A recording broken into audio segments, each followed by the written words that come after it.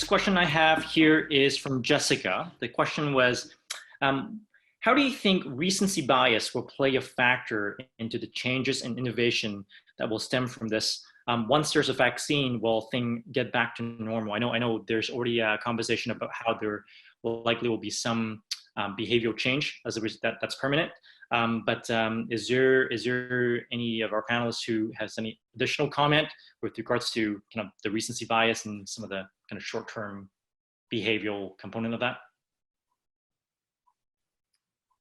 Well, I mean, I think the recency bias is huge.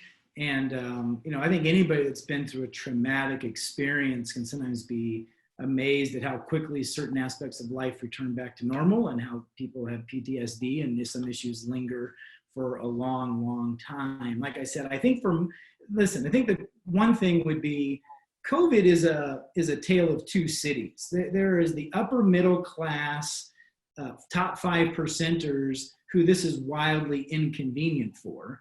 And then there's the bottom 50%ers who have 4 kids at home and no Wi-Fi and no computer, and they're going to the public library to try to get their grades done. And they're both parents who are working 3 jobs are now 100% dependent on government assistance. So it's not fair to, with a broad stroke, try to pretend that which demographic is going to get out of this the fastest, because there are many people. Well, there'll be, the latest projection this morning, there'll be 137,000 people who are dealing with the loss of a loved one. I mean, that grieving can take months or years just in and of itself, much less all the things that we're talking about related to commerce and capitalism. So the recency effect will be, I think, directly proportional to how displaced we were over the past couple of months. And what I hope we'll learn is some of the macro things around what's the next future pandemic response going to be. I'm really looking forward to the Harvard Business Review 24 months from now that looks back at what happened and gives us the grade on what was an overreaction, what was the underreaction, so that we can really start to decide, was this a great dry run for the next bioterrorist threat or the next pandemic or the next drought or the next crises that we have to face? Will we be better prepared for it? Because this one seemed to have caught us off guard. Awesome. Thank you, Chris. Next question from Allison. What would you say to businesses that are hesitant to devote any money budget to marketing right now?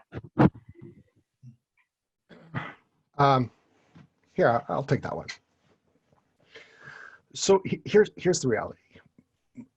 Money must flow. I know we talked about,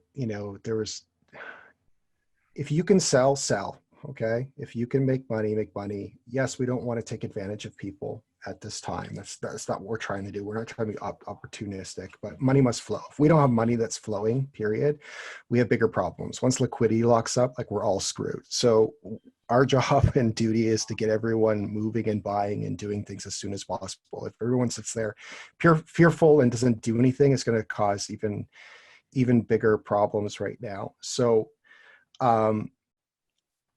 this is really, really, really important that people buy things and commerce and don't hoard or stop spending money.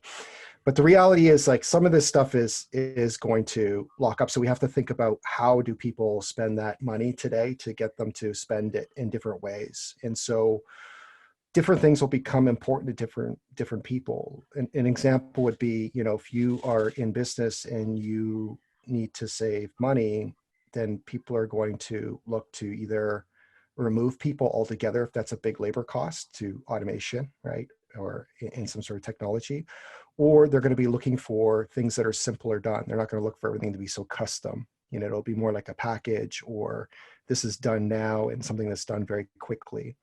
So you have to think about just what is it, that thing that everybody needs right now at that time, that's sort of just in time product for that situation. And so create that and innovate that and give people that now, so that we can keep commerce going as much as possible.